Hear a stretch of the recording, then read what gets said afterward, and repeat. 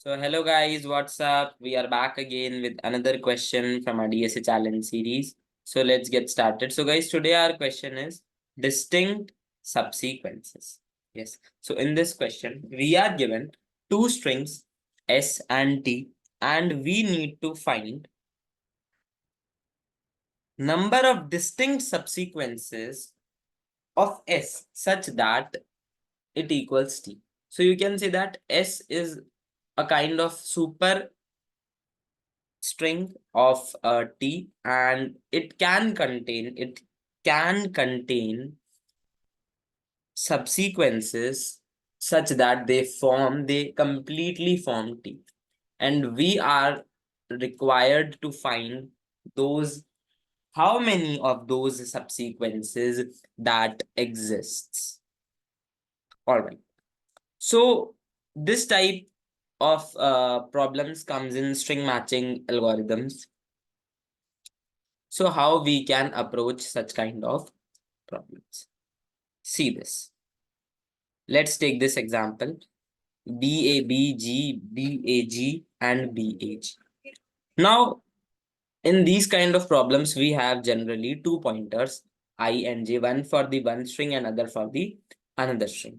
So we will keep on using these pointers and comparing and trying all possible ways to generate the subsequence which are similar.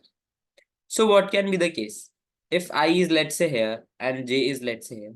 So I either can be equals to j, or s of I can be equals to t of j, or it may not be equal. So if they are equal, then also there are two cases possible. Either you will take that character only, because you can have multiple occurrences of the same character, and so you have to check for all possibilities. So either you will take that character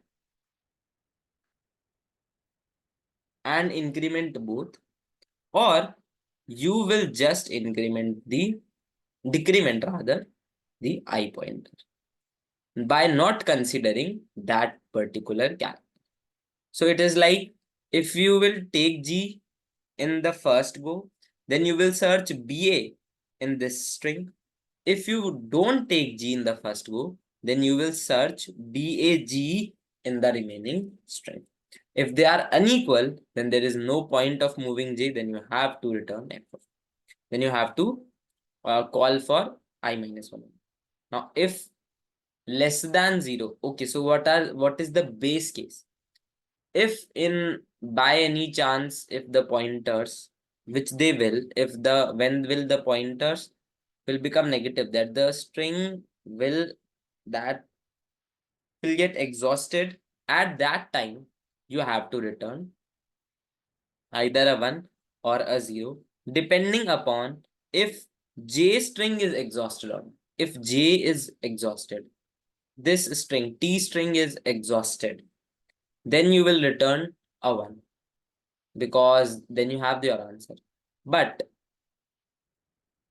if I string is exhausted and j string is not exhausted, if j string is exhausted, doesn't matter I is exhausted or not, you will return.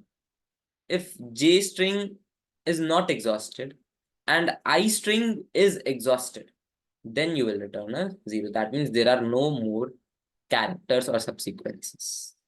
So it is quite clear. This was the recurrence. You can convert it into memoization and then tabulation by using simple steps. While converting into tabulation, we have to keep in mind that we have to use one based indexing, as we can't go negative. So base cases have to be managed by using 0. So one based indexing we have to use. Now in this, we are marking dp of I comma 0 as well, because we know that if j is 0, that means less than 0 in this case. In one based indexing, we consider it as 0. Then no matter what I is, your answer is 1. And finally, we just convert it into tabulated form and return the answer. So yeah, guys, this was all from this question. Thank you so much, guys, for watching this video. Just in case you like the video, like the question, make sure you hit the like button, press the subscribe button, and share it with your friends. Thank you so much, guys. We shall see you next time.